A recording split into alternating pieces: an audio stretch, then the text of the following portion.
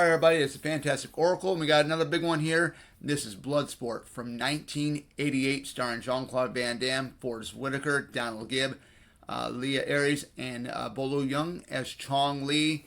This is based on the Frank Dux story, sort of. Some of it is. Some of these movies are based on true stories. It's not accurate to the original stuff. But I love everything about this film, from the opening when you show Hong Kong. Then you show some of the most of the fighters that are in it. You do get Michael Kesey, who plays Swan Pardis. He is the guy in the blue trunks who has the first fight in the Kumite. He was Tong Po in Kickboxer. So, I mean, this movie here, you know, again, it was supposed to be based on a true story, the Frank Dux story. Who knows how much accurate that this film is towards the original Frank Dux stuff that, you know, Frank Dux himself has said it was. There's been so much controversy with that, but I mean, you know, for the most part, this is one of the best, or the best, Van Damme film ever made. And I'm going to tell you, this is the one where displays Jean-Claude's martial arts abilities to its limits, and you get to see that. And I don't think you would see that in any other of his films, because, like I said, this is a tournament style. You know, this is a kumite. It's a tournament style. You know, like fight, right? So he has multiple fights. I mean, you know, even in Kickboxer, you didn't see a lot of that displayed like it was here in Bloodsport. And the thing that I thought was really funny is with Donald Gibbs' character Ray Jackson, is when they go to the Kumite where it's held, and they're trying to get in, and they show them their invitations to their cards, and then the two guys, you don't look like a Tanaka, right? If Shinzo Tanaka is a Shidoshi, show us the Denmark. And then, you know, here comes Jack, says, what the hell is a Denmark? And the other guy says, Death Touch. So the music is what makes this movie great too. It is the same guy, like in my Kickboxer video. It is the same composer that did Kickboxer that does this composing of the music for Bloodsport, which I thought was amazing. I mean, you really can feel the sense of it, because when they show the fighters fight and they have the music and stuff like that, Fight to Survive, and Kumite, and all that other stuff. It's some really, really great stuff.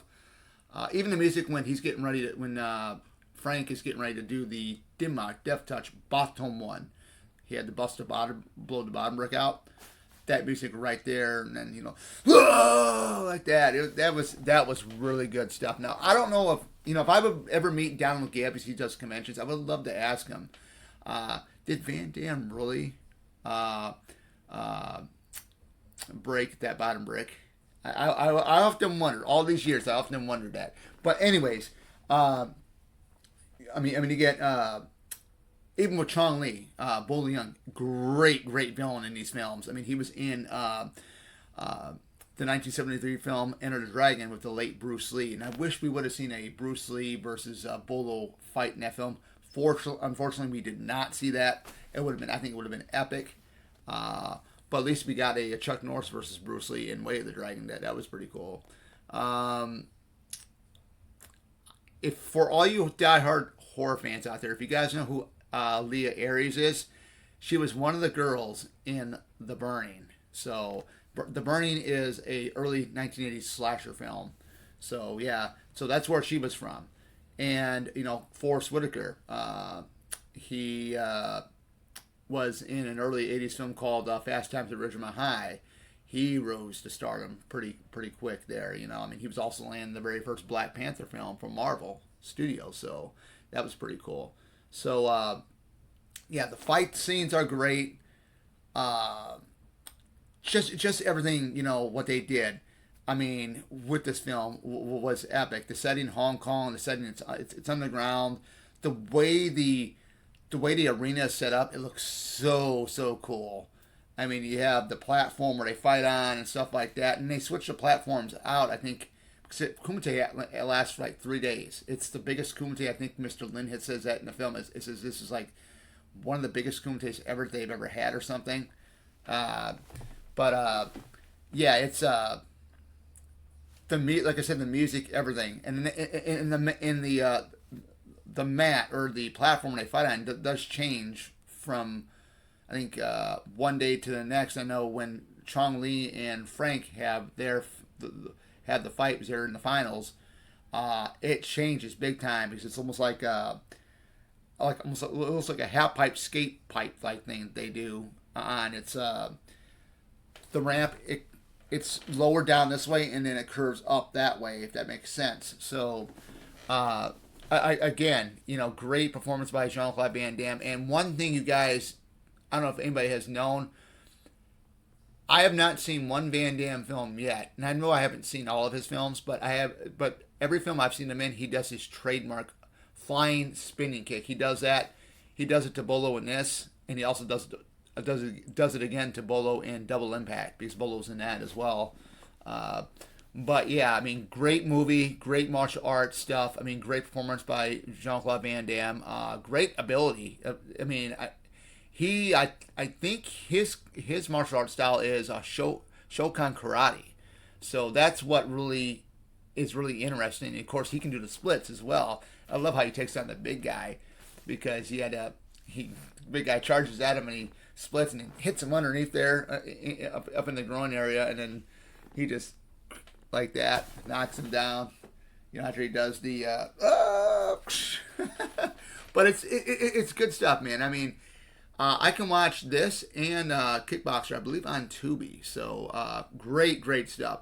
Again, I mean, this one had sequels to it. It had nothing to do with the original film. Of course, you had Donald Gibb that came back for the second film. He played a different character. But honestly, between Bloodsport and Kickboxer, you didn't need any sequels. You really did not need any sequels at all with both of those films. But they did it. I think it's because it was a cash grab. But I mean, it's a shame. But I always think of Bloodsport 1988 as a solo film. Same thing with Kickboxer from 1989. I always thought that was a one and done film, and that was it. There was no sequels involved in any of that. But fortunately, there were. I mean, they were not as good. But yeah, I mean, definitely, guys, let me know in the comment sections below, which is your favorite Van Damme film. Of course, you guys know what mine are from the previous video of Kickboxer. Bloodsport being my all-time favorite Van Damme film, followed by Kickboxer, and then I would say No Retreat, No Surrender from 1985, which he plays a villain in that. So I'll recap that again. My three favorite Van Damme films are Bloodsport is my number one, Kickboxer my number two, and then No Retreat, No Surrender. So without further ado, smash that like button, comment, and subscribe, and I'll see you guys back in the next one.